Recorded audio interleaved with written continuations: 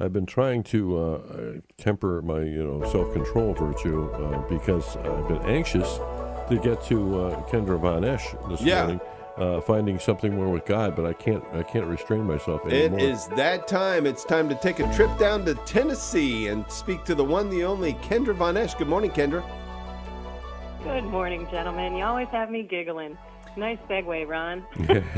Self-control. He's just trying to get me to shut up, Kendra. That's all. If Dave will take a breath, we can go to Kendra. How are you? I love it. You know, Dr. Ray, I spoke with him in Canada at this big family festival, but I never got to meet him, so I'm kind of bummed about that. He seems like a wonderful man. Good luck tonight. Well, I'm looking forward to the interview. Dr. Ray and I had a tiff many, many years ago. We don't speak to one another. He won't speak to me, but finally, since I'm going to be on the show, he's going to have to talk to me. I love it. All right, so you guys want to talk about self-control, one of the fruits of the Holy Spirit? Absolutely. We're kind of done with that. Yes, we're done with the discernment of spirits part, and now it's time to put it into practice. But I really want to talk about one thing first. Okay. So it is proven, it's scientific, it is psychologically proven that we spend 95% of our life in a subconscious state. Oh. I know it sounds crazy, and only 5% in a conscious state. So let's think about it. We wake up in our own bed on the same side. We go through the exact same pattern, getting ready in the morning, coming into our kitchen, maybe grabbing a cup of coffee with the exact same cup that you always do. Mm-hmm. Maybe if you have a job, you get in your car.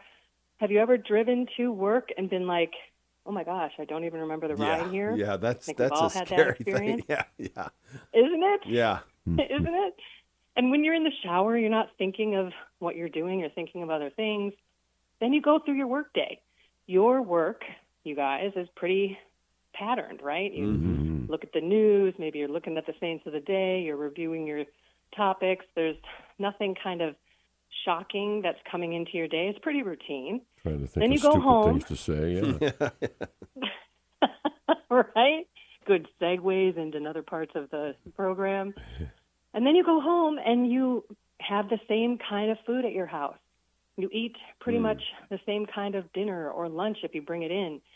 If you're a cook or your wife is a cook, she's not opening up a recipe book every night. She's just whipping the stuff together with the stuff that you have. When you go to the grocery store, it's the same stuff. When you're mowing your lawn, it's nothing new. Maybe you're thinking a little bit when you get the string trimmer out and you get those edges done, but otherwise our life is very habitual. There's a reason why they say we are creatures of habit. And our sin creeps in to that habitual way of living. So, for example, let's say you're trying to not eat poorly. And instead, your regular routine is to have dinner, and then you go into your chair.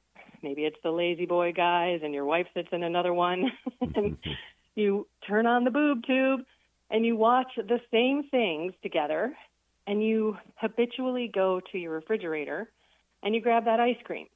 Even though you're not hungry, it's just a habit. It's part of who you are.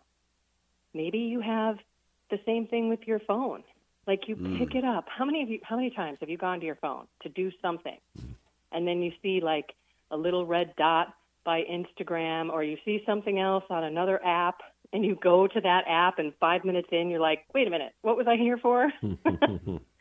We all have these habits that we fall into. So the real deal is we have to be conscious. So think about it this way. When you want to get up in the morning and pray, and 9 times out of 10, you're hitting the snooze bar and you're saying, I'm too tired, think about Jesus being in the bedroom with you. Think about him sitting at the end of your bed, waiting to start your day with him, and get up and pray. I don't know if any of us would act the way that we act throughout our day if we thought about Jesus being with us. We wouldn't be impatient in the car. Maybe if that person who cut us off, instead of yelling at them in our car, we would say a little prayer in case maybe they're running to the hospital. We don't know their situation. Everything in our life would be different. Would we have that mound of food on our plate? Would we go allow ourselves to watch that pornography, to have 4 glasses of wine or 6 beers at night? You know, we would be more conscious, about how we live our life.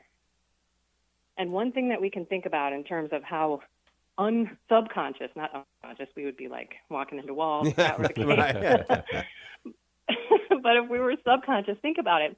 If you are shaving, whether you're a man or a woman, and you shave with the other hand, you're going to be paying more attention. Mm-hmm. Just like I had mentioned, when you're cooking and you have to read a recipe that you've never made before, you're paying attention. This is why so much of our life is subconscious, because we're not doing new things. So when we get into good patterns, like working out or eating better, it's uncomfortable, isn't it? Like we would rather be in our comfort and not have to like put forth that effort. So what are you guys doing in your life that's a little bit subconscious behavior? Everything. But I love it because, like, coming to work, it's a great example. Coming to work, I take different ways to work.